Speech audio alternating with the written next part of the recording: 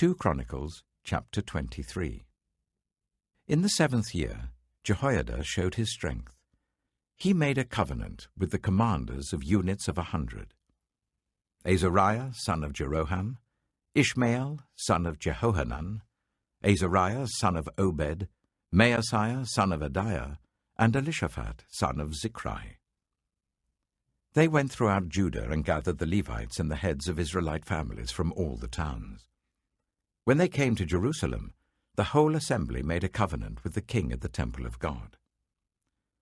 Jehoiada said to them, "The king's son shall reign, as the Lord promised concerning the descendants of David. Now this is what you are to do. A third of you priests and Levites, who are going on duty on the Sabbath, are to keep watch at the doors. A third of you at the royal palace, a third at the foundation gate, and all the others are to be in the courtyards of the temple of the Lord. No one is to enter the temple of the Lord except the priests and Levites on duty. They may enter because they are consecrated, but all the others are to observe the Lord's command not to enter. The Levites are to station themselves round the king, each with weapon in hand. Anyone who enters the temple is to be put to death. Stay close to the king wherever he goes." The Levites and all the men of Judah did just as Jehoiada the priest ordered. Each one took his men, those who were going on duty on the Sabbath and those who were going off duty, for Jehoiada the priest had not released any of the divisions. Then he gave the commanders of units of 100 the spears and the large and small shields that had belonged to King David and that were in the temple of God. He stationed all the men, each with his weapon in his hand, round the king, near the altar and the temple, from the south side to the north side of the temple. Jehoiada and his sons brought out the king's son and put the crown on him. They presented him with a copy of the covenant and proclaimed him king. They anointed him and shouted, "Long live the king!" When Athaliah heard the noise of the people, running and cheering the king, she went to them at the temple of the Lord. She looked, and there was the king, standing by his pillar at the entrance. The officers and the trumpeters were beside the king, and all the people of the land were rejoicing and blowing trumpets, and musicians with their instruments were leading the praises. Then Athaliah tore her robes and shouted, "Treason! Treason!" Jehoiada the priest sent out the commanders of units of 100, who were in charge of the troops, and said to them, "Bring her out between the ranks, and put to the sword anyone who follows her." For the priest had said, "Do not put her to death at the temple of the Lord." So they seized her as she reached the entrance of the horse gate on the palace grounds, and there they put her to death. Jehoiada then made a covenant that he, the people and the king, would be the Lord's people. All the people went to the temple of Baal and tore it down. They smashed the altars and idols and killed Mattan the priest of Baal in front of the altars.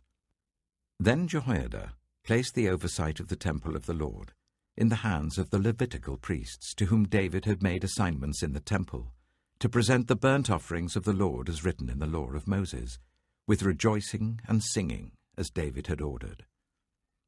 He also stationed gatekeepers at the gates of the Lord's temple, so that no one who was in any way unclean might enter. He took with him the commanders of hundreds, the nobles, the rulers of the people, and all the people of the land, and brought the king down from the temple of the Lord. They went into the palace through the upper gate, and seated the king on the royal throne.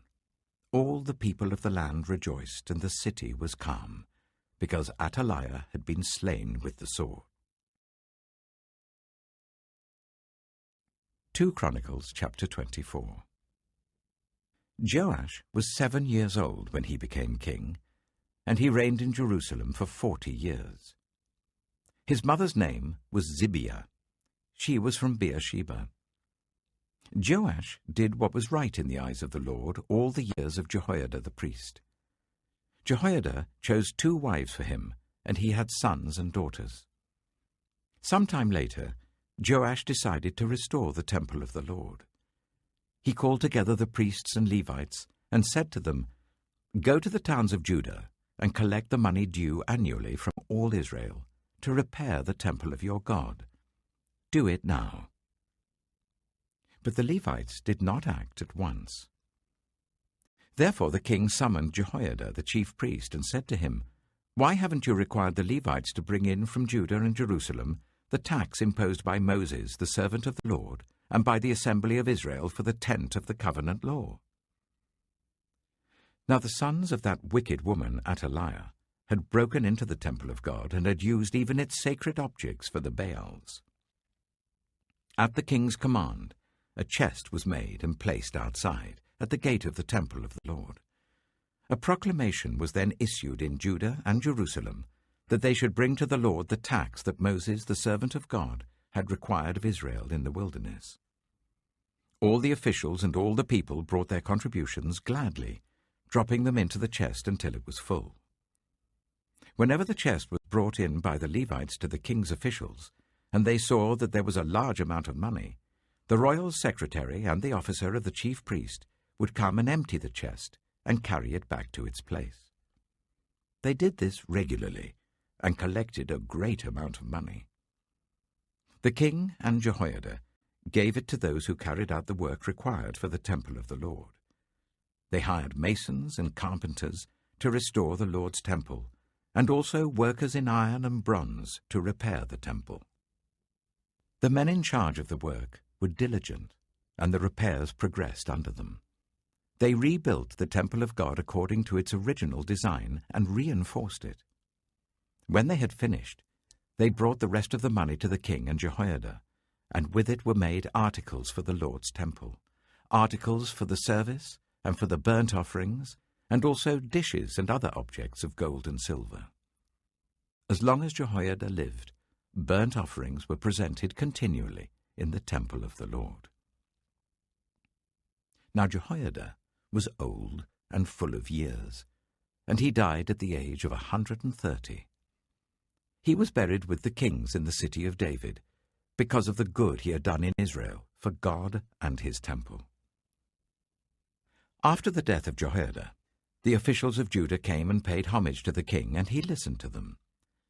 They abandoned the temple of the Lord, the God of their ancestors, and worshipped Asherah poles and idols. Because of their guilt, God's anger came on Judah and Jerusalem. Although the Lord sent prophets to the people to bring them back to him, and though they testified against them, they would not listen.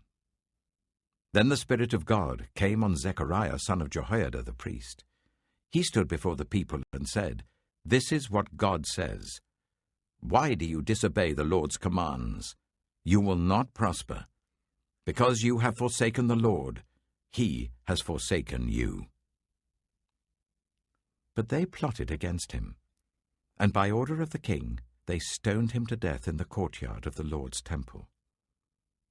King Joash did not remember the kindness Zechariah's father, Jehoiada, had shown him, but killed his son, who said as he lay dying, "May the Lord see this and call you to account." At the turn of the year, the army of Aram marched against Joash. It invaded Judah and Jerusalem and killed all the leaders of the people. They sent all the plunder to their king in Damascus. Although the Aramean army had come with only a few men, the Lord delivered into their hands a much larger army. Because Judah had forsaken the Lord, the God of their ancestors, judgment was executed on Joash. When the Arameans withdrew, they left Joash severely wounded. His officials conspired against him for murdering the son of Jehoiada the priest, and they killed him in his bed. So he died, and was buried in the city of David, but not in the tombs of the kings. Those who conspired against him were Zabad, son of Shimeath, an Ammonite woman, and Jehozabad, son of Shimrith, a Moabite woman. The account of his sons, the many prophecies about him, and the record of the restoration of the temple of God are written in the annotations on the book of the kings. And Amaziah his son succeeded him as king.